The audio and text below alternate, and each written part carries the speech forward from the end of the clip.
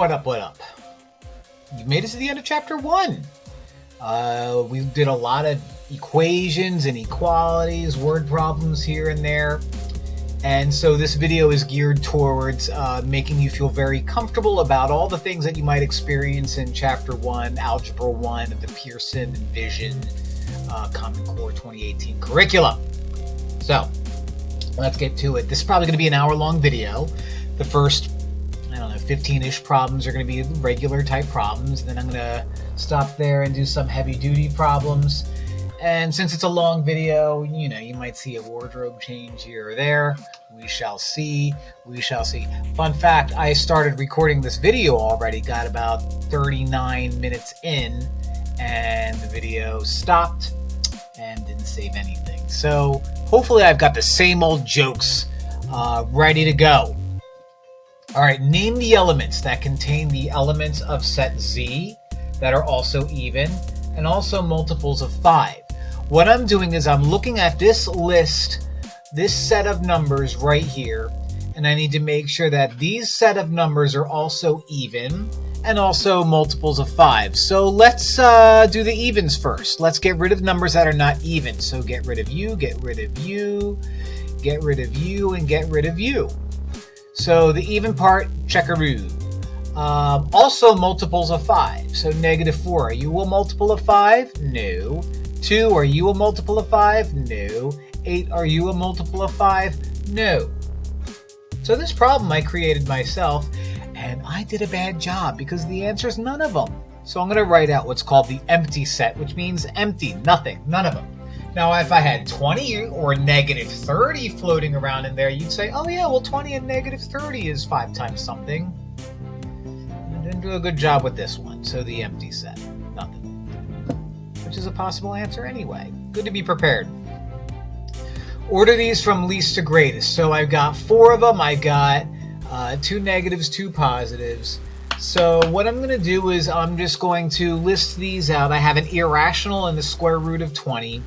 I'm going to list these out, probably give them each about 2 decimals, because why not? I did a video on this before where I added like 4 decimals. I'm going to do 2. So -6 is -6.00. And what I'm doing by putting these in decimal form is I should be able to compare this to money and figure out what number is bigger than the other. I have no clue what the square root of 20 is. I know it's in between 4 and 5, but probably more in the middle than 4.3. I'm not going to risk it. We have technology, square root of 20. The answer is approximately 4.4721. So 4.4721, I'll make it 4.47. 4.3 is 4.30. Again, I'm trying to make everything 2 decimals. And -59/9, if I remember, is 0.5 repeating. I don't remember. -59 divided by 9. That would be approximately -6.5555. So it is 5 repeating. So -6.56. I'll round up. Okay? All right. So again, 2 negatives. These guys are definitely the smallers. 2 positive. These guys are definitely the biggers. Remember. The larger the negative, the smaller the number actually is. So $6.56 is more than $6. But since this is -$6.56, you are the smallest number of all, and I'm going to write it out the original way it was given. -59/9. Right? So you're done. -6 is the obvious next one. Then I've got 4.47 and 4.30. 4.30 is less than 4.7, which is square root of 20. So again, what I did is I turned everything into a decimal. I created as many decimals as I felt comfortable and ended up with that.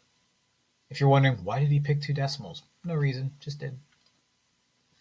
I like to compare things to money, which, speaking of that, 4.47 is about how much I make a month off of YouTube.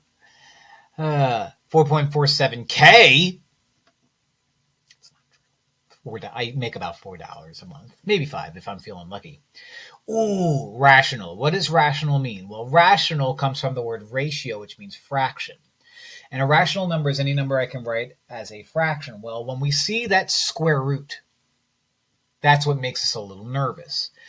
If I had the square root of 4, I get 2. Easy. Square root of 9, I get 3. Easy. Square root of 100, I get 10. Easy. Those are called perfect squares. Right. 1, 4, 9, 16, 25. If I take the square root of those perfect squares, I get a nice number. However, 5 is not a perfect square. So if I take the square root of 5, I'm going to get a terrible irrational number. If I plugged it into my calculator or used my watch to do it, it's going to give me a terrible number. So if I take that terrible number and divide it by 2, it's still going to be terrible. And if I subtract it from a half, it's still going to be terrible. So is that rational? No. Because the square root of 5 is terrible, and whatever you do to it is still going to stay terrible. All right, so it's square roots of non-perfect squares are usually what throw things off and makes it irrational. And the square root of 5 is one of those. One of those. What are those? All right, so now we are solving equations, which is the majority of Pearson Chapter 1. About half of it. So this is a regular old distributive property two-stepper. If you are not sure about regular old equations and you want to see a review on one-steps or regular two-steps, I have videos on that. When this video comes out, I'd imagine I'd have a playlist on Chapter 1 that you can just look through it and find like back to basics, solve one-step equations. But, let's try to bump that $4.50 to $4 3/4, just for a month. This Christmas is coming up. Distributive property. -4 times -6x is 24x. -4 times -3 is positive 12, and then the 12 is on the left. Now, you might be looking at the 12 on the left and the 12 on the right and saying, uh-oh, but don't be. I have to get x all by itself. How do I get x all by itself? Well, I have to get rid of the number that's attached and the number that's floating around. Always get rid of the number that's floating around first, and I'm going to do so by subtracting 12 from both sides. And all of you uh-ohers are saying uh-oh because it crosses out here and crosses out here too, because everything becomes 0. So I get 0 equals 24x plus 0, which is just 24x. And this is where you might be saying, uh-oh, I must have done something wrong. Or maybe this is one of those no solutions types problems. No. 0 is a number. So I'm going to divide everything by 24. And if you take $0 and divide it amongst 24 people, everybody gets a whole whopping $0 and x is 0. When you solve for an equation, you are trying to find out the number that makes the equation true if I plug it in for x. If I plug in 0 for x here, that eliminates the -6, which makes it -4 times -3, which is 12. I did it right. So don't be scared if you get 0 and you have a variable still laying around. That's perfectly fine. It's perfectly fine. Okay. All right, another equation and another distributive property on the right side. On the left side, nothing happens. So distributive property, remember, distributive property happens when you have a number attached to a parentheses and there's stuff going on inside the parentheses. So you take that number, you multiply it to everything. -2 times 1 is -2. -2 times -7n is positive 14n. On the left, you have 5n plus 34. Nothing changed there because nothing happened there. And I'm going to try to squeeze that equal sign in between. Let's see if I can move you over. I can't. It just looks sloppy. And now that I accidentally drew a line, it looks even sloppier. I think that'll be fine. Now, what you see is you see variables on both sides of the equal sign. Just because it's the way I'm wired, I try to always get rid of, whenever you have variables on the left, variables on the right, and other numbers floating around, I always try to get rid of the smallest variable first. You can technically subtract 34 from both sides, or add 2, or subtract 14, but my way, 14n, my thing is I always try to get rid of one of the variables first, and I like subtracting getting rid of the smallest variable first, and that's 5n. So I'm going to do the opposite of 5n and subtract 5n from both sides. That leaves me with 34 on the left equals negative 2 plus 14n minus 5n is 9n. Is n all by itself? No, no, no. So I'm going to add 2 to both sides. Cross u out. 34 plus 2 is 36. That equals 9n. Is n all by itself? No. Divide everything by 9. Cross u out. And n is 4. Notice how I like putting my variable on the left. I would have probably written out 4 is n, and a lot of teachers would have been fine with it, but I don't like saying number is variable. I like saying variable is number. And you'll see why when we deal with the inequalities somewhere down the road in this packet slide thing. N is 4, which means if I plug in 4 to both of these n's, all of the math will work out. And I'll get like 54 equals 54 or something like that, which is what will happen. All right. Okay. Variables on both sides of the equal sign again. Now, what I'm looking at is right away I see a 24a on the left. And right away I see a negative 4 that's going to be multiplied to a negative 6a. So I should look at this and know that one of two possible things are going to happen.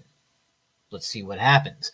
Nothing happens on the left side. 24a minus 22. On the right side, I distribute. Negative 4 times 1 is negative 4.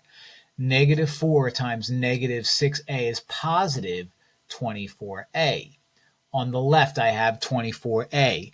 On the right, I have 24a. They're going to disappear because I'll subtract 24a from both sides. Now, in this problem, the variables cancel out completely. No more variables. Variables are gone. And what I have is negative 2 equals negative 4. That's just a statement. Negative 22, the negative Taylor Swift special, is not equal to negative 4. They're not the same. So when your variables disappear and you're left with a false statement, that's a no solution. Now, if this was going to be negative 22 equals negative 22, and the variables disappear, and you're left with a true statement, that's the infinite solutions. Or maybe some books call it identity, or infinitely many solutions. But in this case, there is no answer that I can plug into A to make this statement true. There's no solution. Now, again, I knew that was going to happen. My cat's trying to join me up here. I knew that was going to happen because I have a 24a on the left, and when I quickly inspect the right, I was going to have a 24a on the right. And I can just see by looking at negative 22 and negative 4 that those guys aren't going to be the same. The 24a's would, but the negative 22 and the negative 4 won't. You'll see these a lot of times in multiple choice problems where maybe it'll say, which one of these is a no solution? And this is an option, and you should be able to look at the guys on the right and see if it'll match anything on the left. And if not, you just, take a lot of time to do a lot of math problems. Speaking of taking a lot of time, I have myself fractions. 9/5 b and 3/2 b is going to equal negative 33/10, period, with a t. I have to combine like terms. When I have two variables on the same side of an equal sign, I have to combine like terms. Now, in these cases, we have fractions. So I have to figure out what 9/5 plus 3/2 is. Well, you can't add fractions unless you have common denominators, which means the denominators have to be the same. Are they? No. One is 5, one is 2. So the common denominator is going to be 10. And what I do is I multiply this guy by 2 and that guy by 2. I multiply this guy by 5 and that guy by 5. Bada bing, bada bing, bada bing, bada bing. And then you become 18. You become 10. So 9/5 b becomes 18/10 b. Don't know why I put an n there, but now it's a b. 3 times 5 is 15, so that 3 becomes 15. 2 times 5 is 10, so that 2 becomes 10. And that's going to equal negative 33 over 10. Yeah. Now I can combine these B's. Ooh. Combining B's, what are we doing? Making honey? So when you add fractions of the same denominator, you keep the numerators. We just add the numerators in this case, but you keep the denominator the same. So 18 plus 55 is, well, you look at that. 15 is 33. That becomes 10, and that becomes B, and that equals negative 33 over 10. Now this makes me happy, and you'll see why in a minute. Is B all by itself? No. What is in the way? 33 over 10. How is 33 over 10 in the way? It's being multiplied. Now, I could divide both sides by 33 over 10, but I hate dividing fractions. Instead of dividing a fraction, multiply the reciprocal. So I'm going to multiply both sides by 10 over 33. Multiply both sides by 10 over 33. Now, let's be smart. 10 over 33 is just going to go and become 1. So the left side is 1b. Well, if 10 over 33 times 33 over 10 just goes then won't that happen over here too? And I have a negative left over, and you get 1, and that's it. When you multiply a number times its reciprocal, you get 1. So this is a number times its negative reciprocal, a number or a phrase that'll come in very handy in the near future. And so that becomes 1, or in this case, negative 1. All right.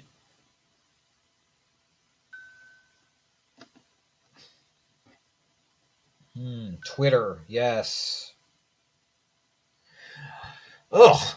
All right. Is nothing special, nothing fancy here. We just have a lot of combining like terms, distributive property. I see combining like terms on the right side, variables on the left and the right. So let's just do it. Distributive property right there. Negative 5 times 1 is negative 5. Negative 5 times negative 5x is positive 25x. That's one distributive property. 5 times negative 8x is negative 40x. 5 times negative 2 is negative 10. And I know I can combine like terms on the right, but I'll just wait. I'll wait until I do this combining process all in one fell swoop right now. Negative 5, does that combine with anything on the left side alone? Yes. Negative 10, negative 5, and negative 10 make negative 15. Adam. 25x, take away 14x is negative 15x. And on the right side, these guys just combine to make negative 12x. Look at the negative 15 and the negative 15x. Does anything special happen there? No, because one has an x and the other one doesn't. I have a variable on the left. I have a variable on the right. I always like getting rid of the smallest variable first if I have to get rid of variables on both sides. So I'm going to do the opposite of negative 15x on the left and add that to both sides. Add 15x, add 15x, cross u out. Negative 15 equals positive 3x. Is x all by itself? No, I'm multiplying by 3, so now I'm going to divide by 3, and x equals negative 5. Yeah.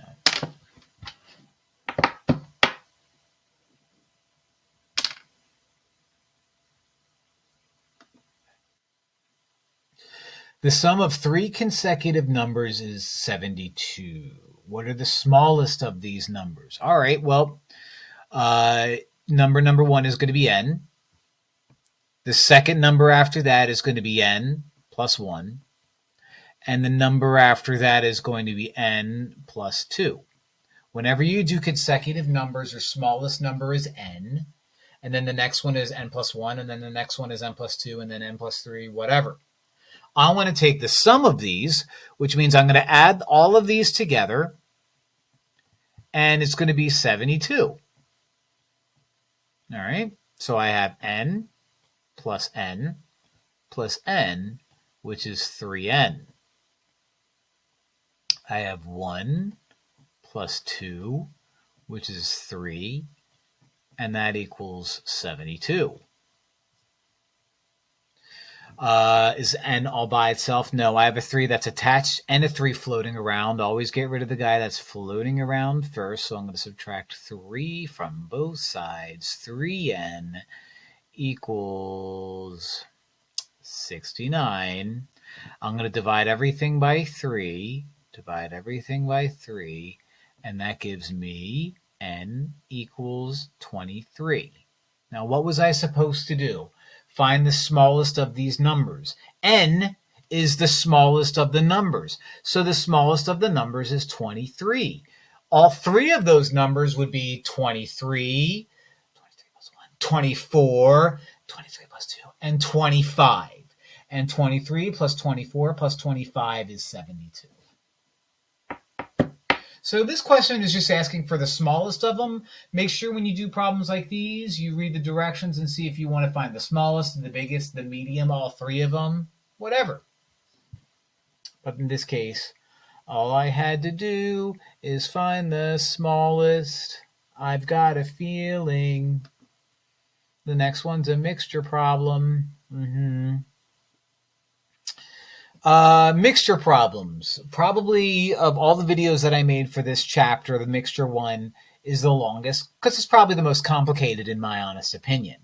Not a lot of people like word problems, and when you're talking about peanuts or adding like 15% of this chlorine solution, it's confusing. And, especially when you deal with percents, and no one likes percents. So what you do is you make yourself a table. All right. Let's hope that I'm good enough here. I like to make mine 4 rows, 3 columns. I talk about the rate or the percent, the amount, and then the product. Okay. So 9 pounds of mixed nuts contains 70 or 55% peanuts. It's mixed with 6 pounds. That's 40% peanuts. What is the percent of the new mixture of peanuts? All right. 9 pounds. So this is the first, second mixture. 9 pounds. That is 55%. So I'll put 0.55 because 55% is 0.55. And the product is going to be 0.55 times 9. I'll figure what that is in a little bit. 0.55 times 9. That looks kind of sloppy, so just, I'm trying to write small and it's not as easy. The second one is 6 pounds, 40%, which is 0.40 or just 0.4. So I've got 0.4 times 6. What is the percent? So I don't know the percent. I do know that the amount is 9 plus 6, because if I add 9 pounds of this and 6 pounds of that, I get 15 pounds. And so 15x is what the whole thing's going to equal out. Okay.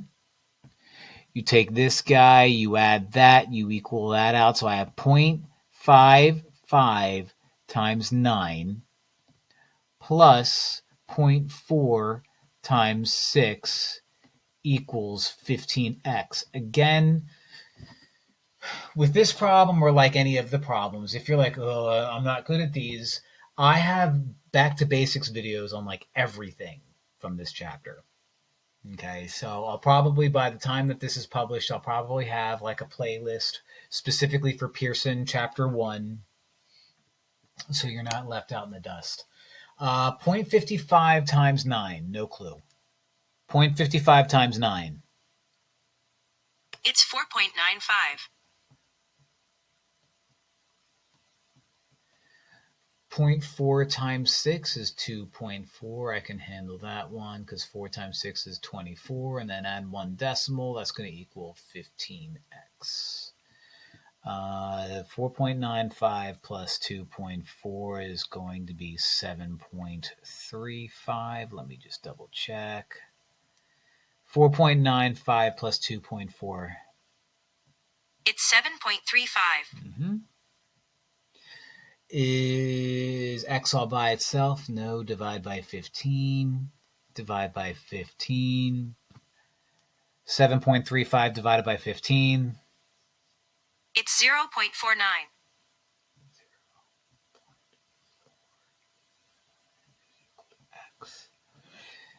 What does 0.49 represent? What percent? So it's a percent. Well, 0.49 is just a decimal. How do I make it a percent? Move the decimal over twice. So it's going to be 49%. And let's try to make sense of this. I dump a bunch of 55% stuff with a bunch of 40% stuff. So we're going to get something in between, and 49% is, and I dump more of the 55 than I do of the 40. So my answer is going to be closer to the 55 than the 40, which 49% is. Right? Okay. Yuck. I think we do another one when we deal with the crazy hard problems later at the end of the video. All right. Absolute value equations. When you do absolute value equations, really quick, the formula, if that's what you want to call it, is if you're given the square or the absolute value of x is equal to a, you split it up into two equations where you have x equals a or x equals negative a. Okay? Some people will put plus or minus. So I might start out by saying, well, the absolute value is all by itself. So negative 3p equals plus or minus 15. Or you can write it out as negative 3p equals positive 15. Or negative 3p equals negative 15. And before you freak out and say, weren't you supposed to get rid of that negative inside the absolute value? Nope. Because if I'm solving, it's a different animal than simplifying. Okay. What you learned back in the day is that the absolute value makes everything positive. Yeah, that's true if you're simplifying, but now I'm solving, so it's not true anymore. So we're going to divide this guy by negative 3. We're going to divide u by negative 3. Cross u out. P is going to equal negative 5. I'm going to divide everything by negative 3. I'm going to divide everything by negative 3, cross u out, and p is going to equal regular 5. So my answer is negative 5 or regular 5. And that makes sense. Negative 3 times negative 5 is 15, and the absolute value of 15 is 15. Cha-ching. The second one, 5. Negative 3 times 5 is negative 15, but the absolute value of negative 15 is 15. Cha-ching. I don't know if we're going to run into this. Well, I don't know. Let's see what the next one looks like. No, we're not going to run into it unless there's one after that. Okay, no. I'll explain after this problem. There's a trick. The reason why I checked is there's a trick sometimes that you might run into, and I'll explain what that trick is. That rule that we saw on the previous slide, this guy right here, does not apply yet. Why? Because the absolute value of my x, or in this case n, is not all by itself yet. I have to get rid of 4, which is living in front, and the way I do that is I divide everything by 4. So now I have my absolute value all by itself. It equals 56 divided by 4, 14. And now I split it into 2. N plus 8 equals negative 14, or n plus 8 equals positive 14. Subtract 8. Subtract 8. That's going to be negative 22. Not regular 22. We're not talking Taylor Swift here. That's the second negative 22 we've dealt with in this packet, or slide, or whatever we're calling it. Subtract 8. Subtract 8. n equals 8. No, 6.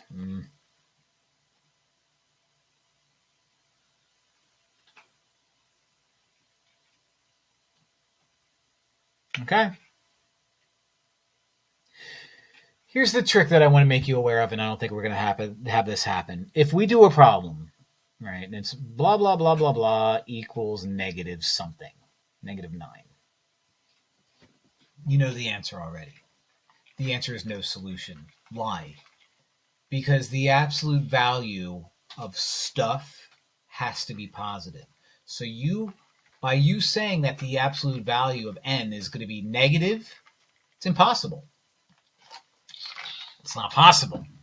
Just keep that in mind. It's a trick. Because the math is going to work out just fine. But the reason why you check your work is when you plug it in, it's not going to work.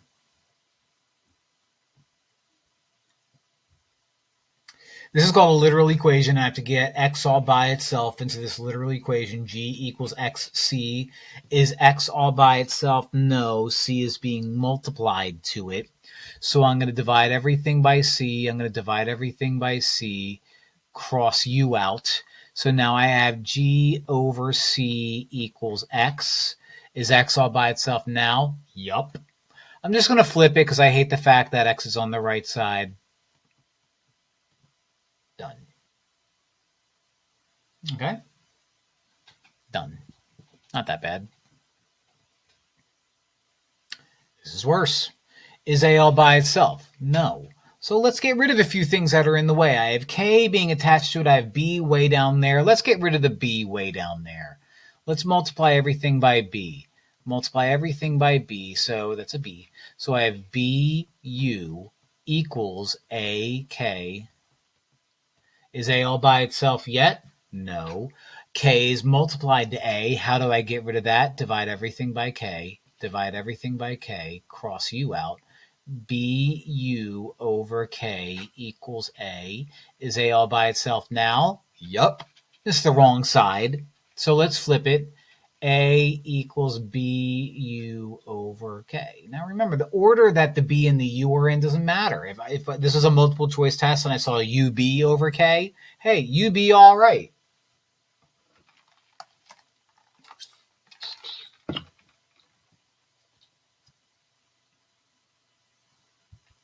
I like that one. I listen. I thought that was pretty good.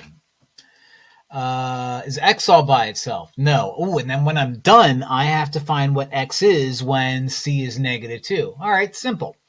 Is x all by itself? No. Negative 3 is multiplied to x, and I'm also adding 2c. So I have to get 2c is floating around, and they're attached, so I'm going to subtract 2c from both sides. All right. I have negative 3x equals negative 3 minus 2c. Why didn't I combine them? They can't. One has a c, the other one doesn't. Is x all by itself? No.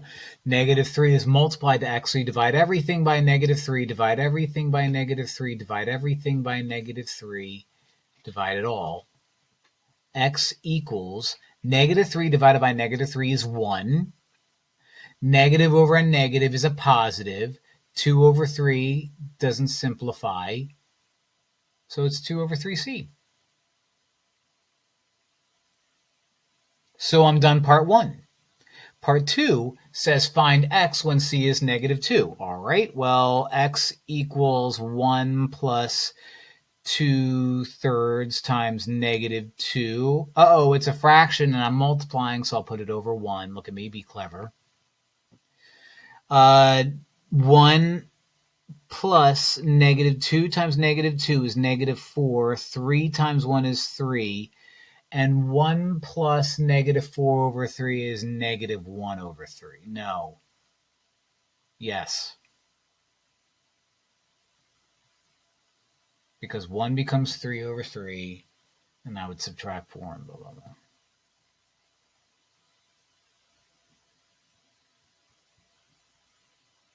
Okay.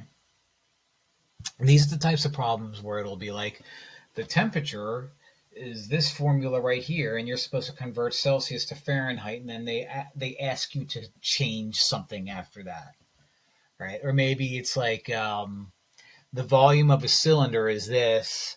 Solve it for the radius. Now find what the radius would be if I gave you the volume and the height and all that stuff. Okay. Welcome back, buddy. Welcome back. Where are we? Where are we on this video? 34 minutes. Not that bad. We might be hitting an hour. I think we'll hit an hour. Huh? All right. Oh, solving graph. We have inequalities now. Distributive property, -4 times -4 is positive 16. -4 times positive x is -4x. That's greater than 56. You solve inequalities, the same way you solve equations, but with one little extra added step. We'll get to that. Subtract 16, cross you out. Bring down the -4x is greater than 40. Divide both sides by -4, divide both sides by -4. If you multiply or divide an inequality by a negative, you flip the sign. If you multiply or divide an inequality by a negative, you flip the sign. So x is less than -10. So when I make myself a number line, I'll put -10 right there. There's -9 right above it. There's -11 right to the left of it. I'm going to put a circle right on -10, but not fill it in because it's not including -10. I'm going to go to the left because that's where my arrow points. And when you solve an inequality, you're basically saying, see all these numbers to the left of -10, but not including it, like -11 and -12 and -1 billion? Those are all possible answers because this is an inequality and there's nothing exact about it. That's what solving an inequality means. You're finding all the possible solutions that make the inequality true. And since it starts out by saying greater than, you can plug in a bunch of numbers for x and it'll be true because a bunch of numbers will be greater than 56. Right? You're doing great. All right, let's do another one. Distributive property, I have -3 is untouched. -6 times 4x is -24x. -6 times 6 is -36 is greater than -111. I can combine like terms, so I'm gonna. These guys combine on the left side. So that's -39 minus 24x is greater than -111. I'm going to add 39 to both sides because it's floating around all by itself. -111 plus 39. It's -72. Yeah, I could have done that, but late in the evening. Divide everything by -24. That gives me x. And oh yeah, since I divided by a negative, I'm going to flip that sign and I'm going to get 3. So I solved it. I did. Now it's time for me to graph it. 1, 2, 3, 4, 5. Put a circle at 3 and don't fill it in. And x is always less than 3. The reason why I always have my variable on the left side of inequalities is because the less than symbol acts like an arrowhead pointing to the left. My phone's blowing up. All right, we are now at wardrobe number 3 because I've recorded this video in 3 different parts. But hopefully this is the last time. We'll see what happens.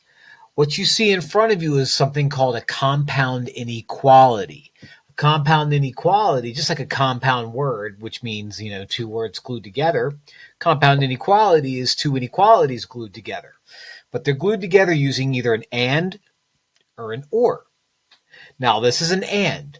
An and situation means both inequalities have to be true. It has to be included in order for the solution to be part of it. It's kind of like if I order a pizza and I ask for sausage and pepperoni, I expect both sausage and pepperoni. Well, with these guys, when I draw two graphs, I expect both to appear on the same graph. So I'm going to solve each individually. So this guy is just a one-stepper. Subtract 8, and cross u out. Let me adjust this a little bit. And that ends up being x is greater than or equal to 1. And of course, the key word there is and. Okay? The next guy looks like I multiply both sides by 7. Multiply both sides by 7. Those cross out. And x is going to be less than or equal to 1 times 7, which is 7. So I have x is greater than or equal to 1, and x is less than or equal to 7. So now I'm going to make myself a number line. 0, 1, 2, 3, 4, 5, 6, 7, 8. That should work smoothly. 0, 1, 2, 3, 4, 5, 6, 7, 8. Now what I need is a solution set where both graphs are overlapping. See, I need it for both to be true. I need the numbers that are bigger than 1 and also smaller than 7. So if I think of numbers that are bigger than 1 and also smaller than 7, 2, 3, 4. But what that looks like when I create my graph is I'm going to make like a rough draft. So here's my red one, my greater than or equal to 1. I'm going to put a circle up here above 1. I'm going to fill it in because it's or equal to, and I'm going to head to the right. And that represents x is greater than or equal to 1. I'm going to go to my 7 over here. I'm going to circle that. I'm going to also fill that in because 7 is included because it's or equal to. And since x is less than or equal to that, we're going to go to the left. Now, my final answer is where both of those lines overlap because, once again, my solution is going to be the numbers bigger than or equal to 1 and also smaller than or equal to 7, which is going to be here and everything in between. So we fill in 1 because 1 is included in both the red and the green graphs. We fill in 7 because 7 is included in both the red and the green graphs. And everything in between. And what that purple line with the dots at the end says that if I were to plug in 3 into both of these equations, it will work for both. And I need my point to work for both if it's an and statement. If I plug in 6 into the original equations, it'll work for both. If I plug in 8, it'll work for the red one. See? But it won't work for the green one if I plug in 8. So it's not going to be part of my final answer. Okay? Compound inequalities. This was the and version. Here, I believe, is an or version, and or is slightly different. Because with an or, I'm basically putting both graphs on the same coordinate plane, and I don't need to worry about making both graphs happy. Right? If I order pizza and they're like, well, what topping do you want? And I'm like, I don't know, sausage or pepperoni. They give me sausage, I'm happy. They give me pepperoni, I'm happy. They give me both, hey, I'm super happy. But, the word or means that either graph is fine. So I'm going to solve each one individually. Let me do this one in red. V is not all by itself. I have to add 5 first. So I'm going to add 5 to both sides. That gives me 7V is greater than or equal to 70. V is not all by itself, so I'm going to divide everything by 7. Divide everything by 7. Cross U out, and V is greater than or equal to 10. Okay, two-stepper.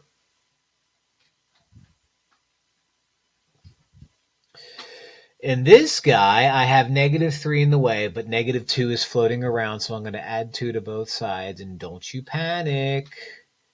Yes, this both happens, but it doesn't mean I did anything wrong. Remember, we did in a previous problem, 0 is allowed to be in your answer, and that's what's going to happen here. I'm going to get an answer of 0. I'm going to divide by -3.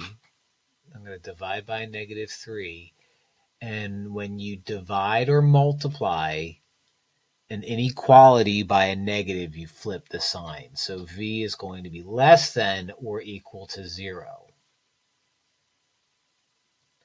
All right, so let's do this. Let's go by 2s. So I'll have -2, I almost said -0, 0, 2, 4, 6, 8, 10.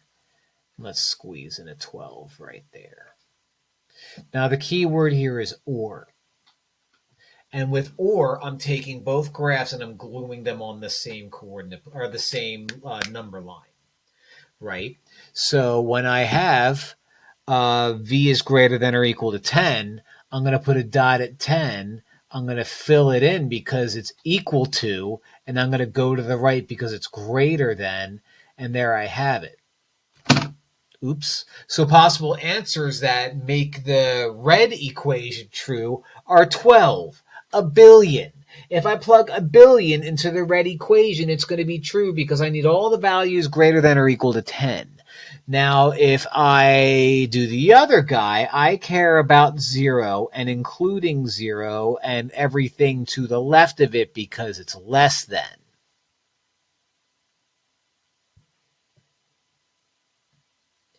Like -8, negative a billion. Now, remember, this is an or statement. So my possible solution is both green and red, right?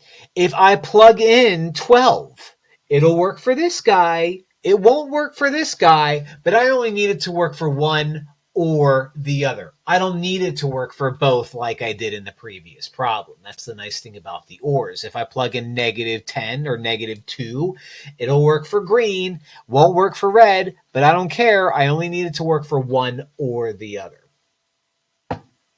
If I plug in 4, it won't work for either of them. That's why 4 is not allowed. Same thing with 6 and 8 and 2. And all these other guys in between. Cool. Wow. Ors. Like a canoe. Now, this is an and statement, and this is an in-between statement. I have stuff in between -36 and -15. You could, and I won't, but you could split this into 2 separate equations with an and you can solve each one individually. But I like to look at this as an equation with 3 sides, or in my case, an inequality with 3 sides. And if you add or subtract something from both sides, you actually have to do it to all 3 sides. So if I'm trying to get P all by itself, I have -6 in the way and I have 3 in front of it.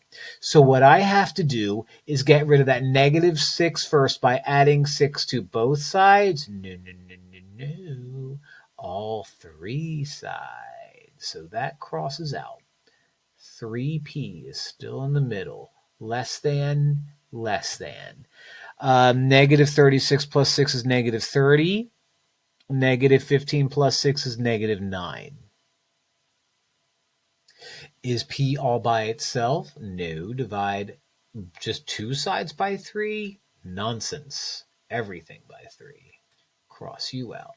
And that becomes -10 is less than p, which is less than -3. Now, by saying -10 is less than p is less than -3, you are saying that p is in between -10 and -3, because -10 is smaller than p, which is smaller than -3. Okay, it's like if you stack like 3 people in a row, youngest to oldest, you would say the youngest is younger than the middle child, which is younger than the oldest child, right? Now, when I make myself a number line, I'll just do -11, 10, negative 9, negative 8, negative 7. I'm worried I won't make it. Negative 6, negative 5, negative 4, negative 3. That's okay. It's not going to be perfect. It doesn't have to be. Only I am perfect. I'm going to put a circle at 10. Negative 10. I will not fill it in because it doesn't have to be equal to. Welcome, sir. And I'm going to put a circle at negative 3. It doesn't have to be filled in because it's not equal to.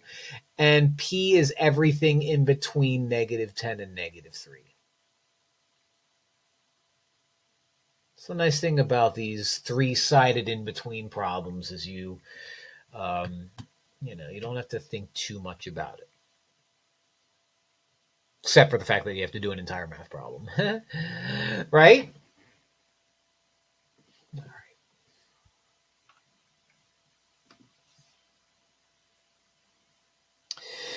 Now we're going to mix the absolute value type problems with the inequalities. Now, my mind trick for this one is the phrase great or less than, where the moment you get an absolute value on the left side by itself, if it's a greater than or equal to, it's an or statement. If it's a less than or equal to, it's an and, or less than, it's an and statement. And what you do is you rewrite it into two inequalities where you keep one of them exactly the same, just without the absolute value, and you keep the other, the left side, the same, flip the sign, make the other side opposite. So this is one of those things where you're probably going to be like, oh, that's a lot of information, and I'm not going to remember all of it. Again, reminders, I have videos all over my YouTube. This is called absolute value inequalities. So make sure you check out the video on absolute value inequalities, back to basics video. That might be helpful. The absolute value on the left side is all by itself. So right now I can do a little splitting up. I can do negative 9v is less than or equal to 54. This is an less than, so this is a less than statement. Then you just drop the absolute value, flip the sign, and make the right side opposite.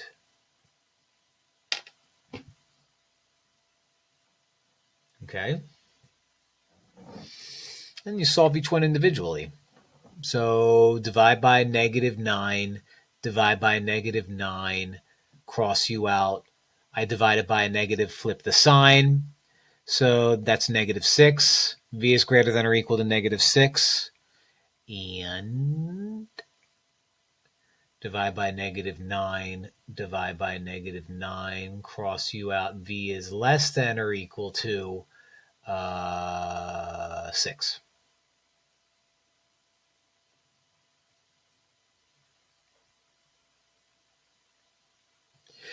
Make yourself a number line. I will go by threes, so I'll do negative 6, negative 3, 0, 3, 6. I will test this one out by doing red. So red negative 6, since it's greater than, you go to the right. I will make this one green. So you fill in the 6. Since it's less than, you go to the left.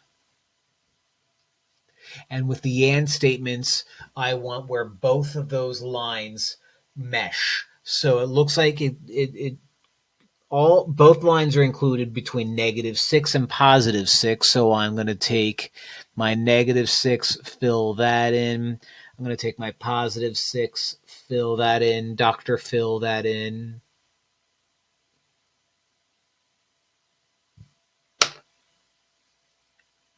All right. All right. Absolute values. All right. We've got ourselves another one. So got to get absolute value all by itself on the left. It's not. What's in the way? Positive 10's floating around on the left, so let's subtract 10 from both sides. Like that. And now we have the absolute value of b minus 8 is greater than 12. This is a greater, so this is an or problem. So what I do is I write that guy exactly as it is, but get rid of the absolute value. Then, with the word or in between, you write the other guy out exactly as it is on the left side, flip the sign, and make the right side opposite. Solve each one individually. So with this guy, I add 8 to both sides, I add 8 to both sides, and I got myself a b is greater than 20. Or with this guy, I add 8 to both sides, I add 8 to both sides, and that becomes b is less than negative 4. Now remember, this is an or statement. So I'm putting both of these graphs on the same coordinate plane. All right, so let's do negative 4. I'm going by 4s for this one. Negative 4, 0, 4, 8, 12, 16, 20, 24. All right. I care about b being greater than 20, but not equal to 20, so I want both of these guys glued on the same number line, so I'm going to put a circle at 20. That's greater than, so I'm going to fill in to the right.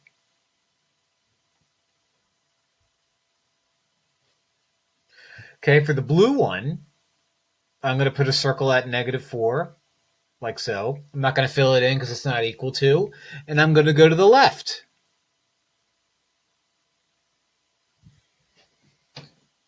And that's my answer. So what this means is I can plug in 24 into this original equation, and that'll give me a true statement. I can plug in negative 50 into this original statement, and that'll give me a true statement. I can't plug in 4 because 4 doesn't count. I can't plug in 20 because 20 doesn't count. I can't plug in 8 because that's in between the guys and it's not even circled or highlighted or anything.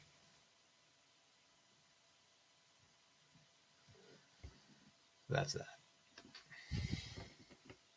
Now, take those bootstraps of yours and buckle them up, because now we're doing the crazy hard ones. These are the ones that you probably won't see until Algebra 2, pre-calc, maybe geometry, stuff like that. But you know what? I just love to have fun, like all girls do. That's okay. If they got this far in the video anyway, they deserve a fun joke at my expense. Don't they, buddy? Don't they, buddy? Please don't. Please just don't. Stay there. I love you. I love you. I love you very much. But stay right there. All right. Ooh. All right. So first thing we want to do is we want to do distributive property on the right side. Looks like we do it 2 times. So away we go. Negative 2 times positive 2p is negative 4p. Negative 2 times positive 4 is negative 8. Negative 3 times 2p is negative 6p. 2p or not to p? That is the question if you've been holding it for a while. Negative 3 times negative 2 is positive 6. And on the left you have 10p plus 9 minus 11 minus p. I have variables on the left that can combine. I have numbers on the left that can combine. I have variables on the right that can combine. I have numbers on the right that can combine. So I'm going to just underline with different colors. 10p minus p is 9p. 9 minus 11, never forget, negative 2, equals negative 4p, negative 6p combines to negative 10p.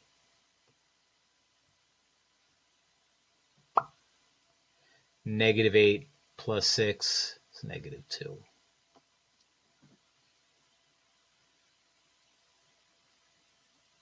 Fun stuff happens, but, you know, not magical stuff. If I add 10p to both sides, which I always like getting rid of the smallest variable when I have variables on both sides of the equal sign, I get 19p on the left. And then I have minus 2 equals, well, would you look at that? Minus 2, negative 2, which means the negative 2's disappear. So that happens. 19p equals 0. And for like the third or fourth time in this little review thing, we get 0 as an answer. And that's allowed. Who would have thought? All that mayhem and the answer is just 0. Frustrating.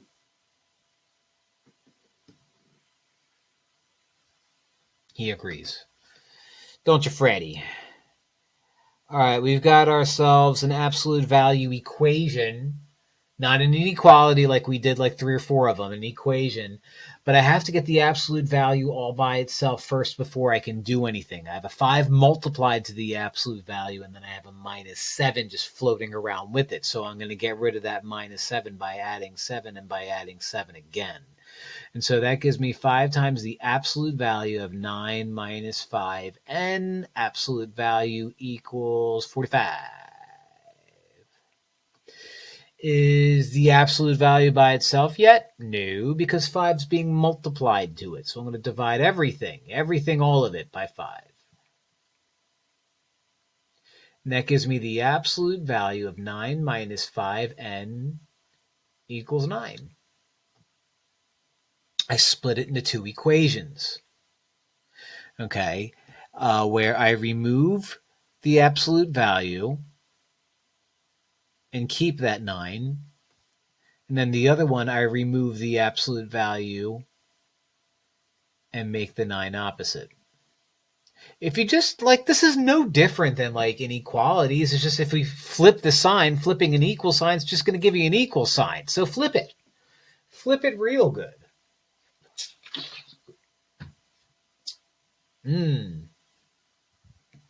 Oh, you got to be kidding me. Hit a button that I didn't want to hit. Hold on. All right. Why did Mr. Perich say you've got to be kidding me? Because look, a 9 on the left and a 9 on the right. So I've got negative 5n equals 0. Divide both sides by negative 5. Divide by negative 5. And 0 divided by negative 5 is 0. So let's put that one right there. N equals 0. That's one possible option. Or the other possible option is I subtract 9 from both sides. And now notice how I didn't get super excited about that, even though I have a 9 on the left and a 9 on the right. Well, the 9 on the left is positive, and the 9 on the right is negative, which means they don't just cancel each other out.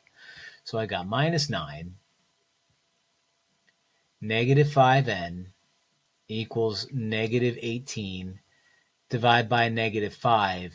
And for the interest of space, negative 18 divided by negative 5 is positive 18 over positive 5. Gross. Now, this isn't really an Algebra 1 problem. This is an Algebra 2 problem, but if he's falling. Oh, you've got claws. You grabbed right on my leg. My first injury on my YouTube. Well, you're grounded. Oh, we drew blood.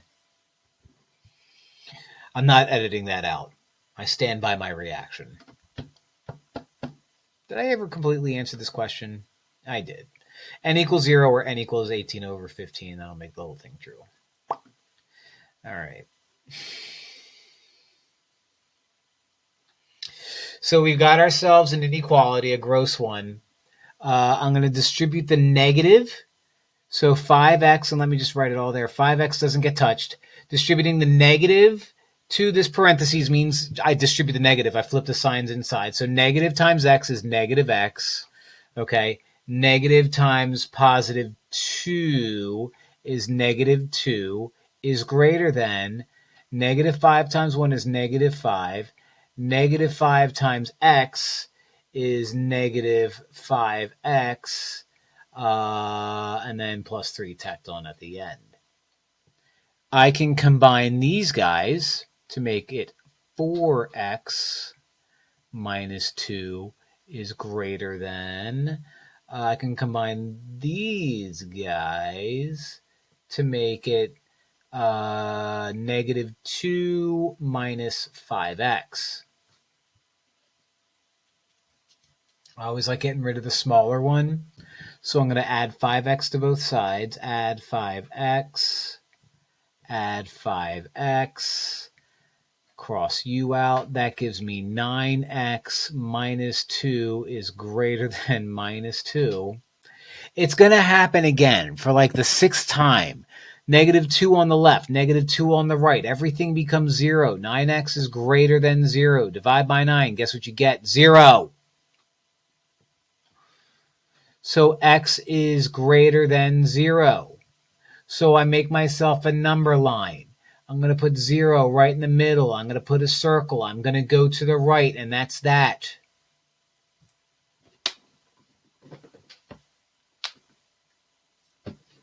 That's that.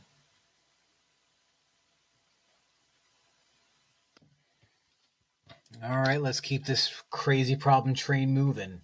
We've got ourselves a compound inequality.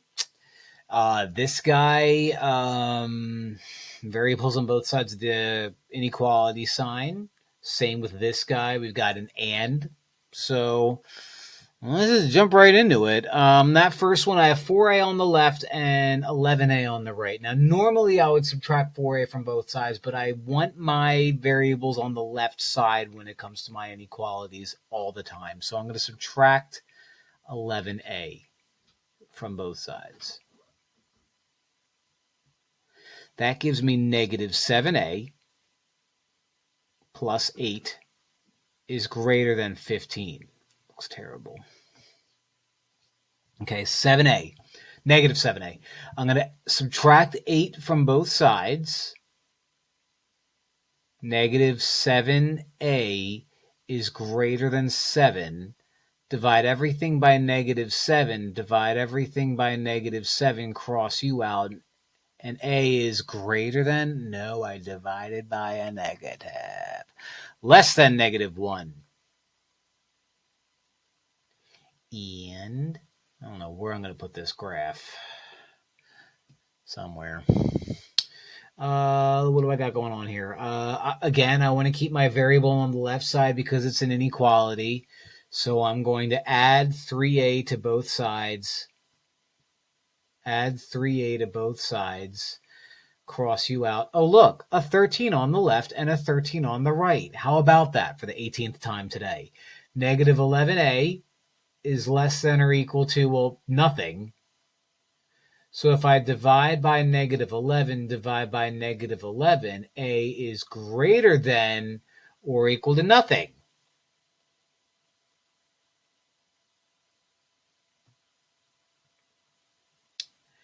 And we're in luck.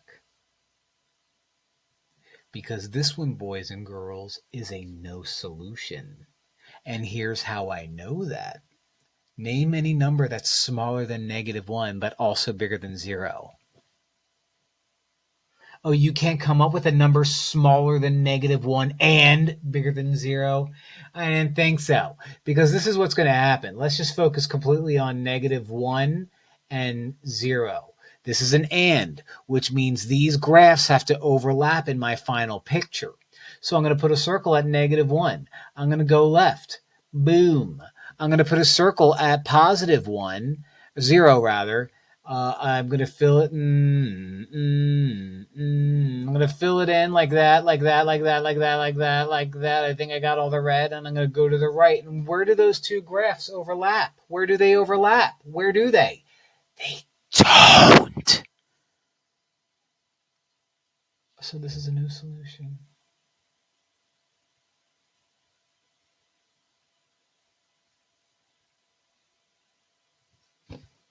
How about that? Catch me outside.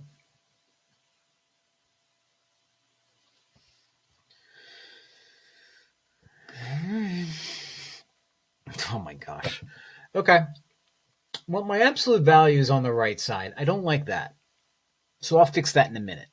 First things first, my absolute value is not even alone. So let's subtract 1 from both sides. Subtract 1 from both sides. And that gives me 2 is less than or equal to the absolute value of half of a t minus 5. Now, with an equation, if it was 2 equals x, I could just go x equals 2. With an inequality, if I have 2 is less than stuff, then when I go like that, stuff is greater than 2. Because when you flip an inequality, you have to flip everything. You can't just be like, well, Bob is shorter than Jim, and then go like this and say, now that Jim is shorter than Bob. No, if Bob is shorter than Jim, then Jim is greater than Bob, taller. So I'm going to move my absolute value to the left, 1/2 t minus 5, absolute value, flip that sign, and make it greater than or equal to 2. Greater. So 1/2 a t minus 5 is greater than or equal to 2. Or, and remember when I write the second one out, I keep the left side the same, flip the sign, and make the right side its opposite. Okay? Gross. Add 5, add 5, half of t is greater than or equal to 7. Is t all by itself? No. What's in the way? A half. A half is being multiplied to t, but instead of dividing a half, I'm going to multiply the reciprocal, and the reciprocal of a half is 2 over 1, which is 2. Boom. And so t is greater than or equal to 14. Which is funny because teenagers like to gossip. T. Also over here, I'm going to add 5. Add 5. Half of t is less than or equal to 3. Just like over here, I'm going to multiply both sides to t. 2. Not t. That crosses out, and t is less than or equal to 6. And I've got an or thing going on.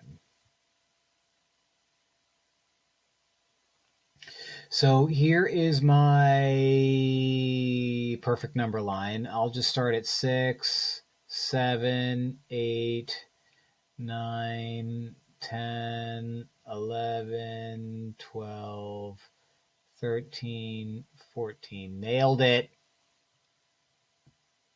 If it's an or statement, I put both graphs on the same number line. So greater than or equal to 14 looks like this.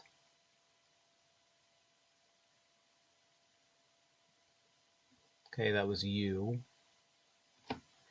And less than or equal to 14, 6, is going to be 6 to the left, but including 6 as well. So I can plug in 14 into the original equation, and it'll be true. I can plug in 18 into the original equation, it'll be true. I can plug in 6 into the original equation, it'll be true. I can plug in negative a billion into the original equation, it'll be true. None of these will be true. None of them. None. All right, so we've got ourselves a mixture problem. Heather wants to make 96% acid solution, so that's my final answer. She already has 3 fluid ounces of 72% into a beaker. How many fluid ounces of 9% acid solution must she add to this to create the desired measure? All right, so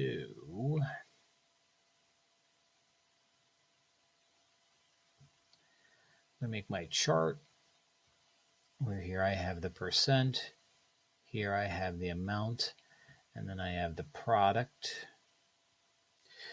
She wants 36% acid solution, so I don't know how much of it yet, but I'll get there. So 36% is 0.36. She already has 3 fluid ounces of 72%, which is double. All right. So that's going to be 0.72 times 3. How many fluid ounces? So she doesn't know how many fluid ounces of 9%. So that's not 0.9, but 0.09. So the product is going to be 0.09x. My amount of both items combined is going to be 3 plus x, which means that this will be 0.36 times 3 plus x. I add these two guys, equal it out, and I get 0.72 times 3 plus 0.09x equals 0.36 3 plus x.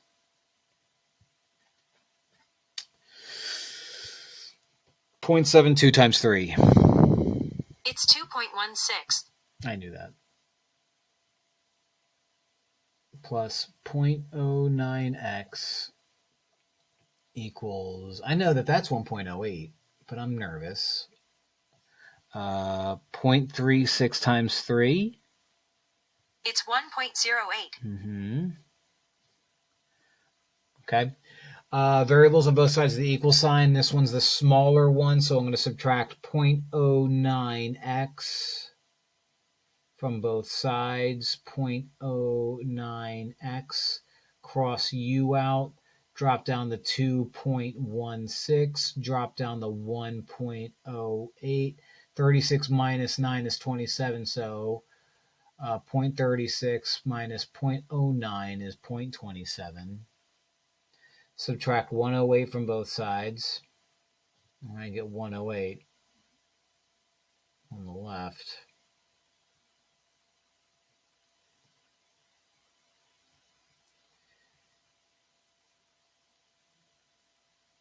And divide that by 0.27. Oh, it looks terrible. Divide it by 0.27. I'm pretty sure that's 4. 0.0 it is. So x is going to equal 4. What was x? X was the amount of the second stuff. So 4 fluid ounces of the second stuff.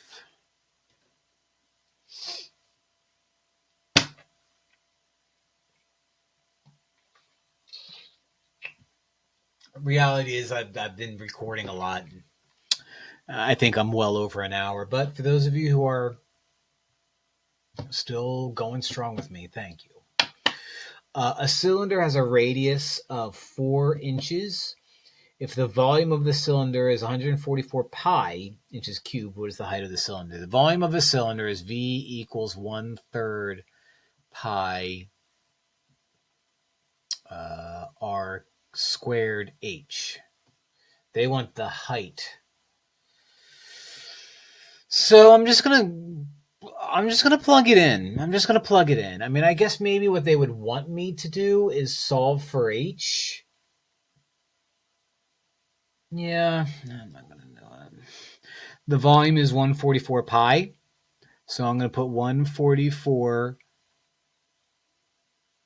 I am gonna solve for h. I feel bad. I'm gonna solve for h. So let me solve this thing for h. What's in the way? Well, I have a third in the way, and the way you get rid of that 1/3 is you're going to multiply everything by its reciprocal, so 3 times 3. And so you have 3v, you go away, equals pi r squared h. Is h all by itself? No. I have pi and r squared in the way, so I'm going to divide everything by pi and r squared, divide everything by pi r squared. That goes away. And I'm going to do the old flipperooski. H equals 3v over pi r squared. I need to find the height if the volume is 144 pi. All right, so let me take that height formula that I just wrote out. The volume is 144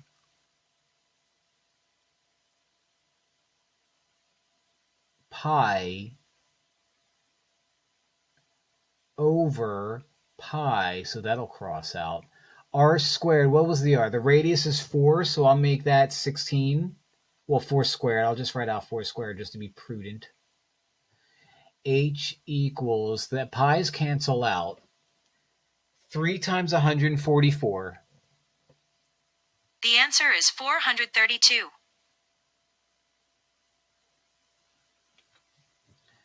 Over 16. 432 divided by 16. It's 27. And that's my height. Inches.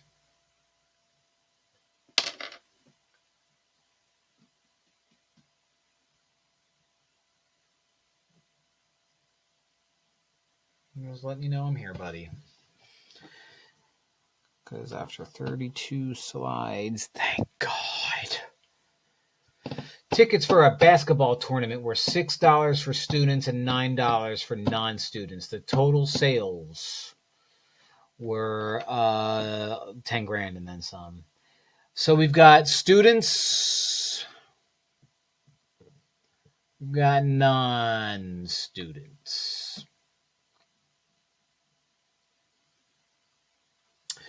Tickets for the students were $6. For the non, they were $9. Total sales was $10,500.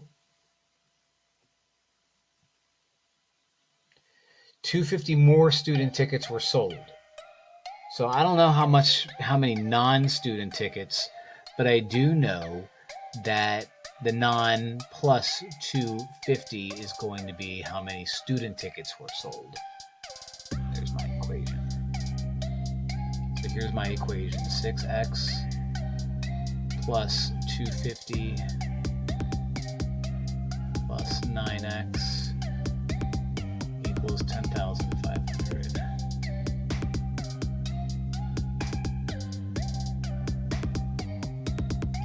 Distributive property, 6x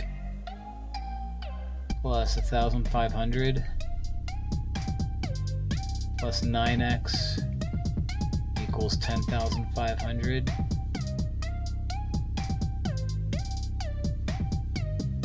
Combine the 6x and the 9x.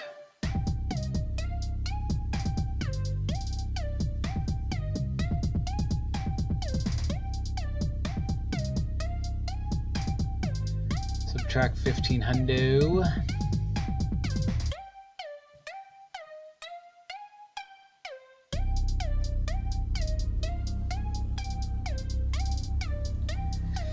$15x. Write it up here. 15x equals 9,000. Yeah.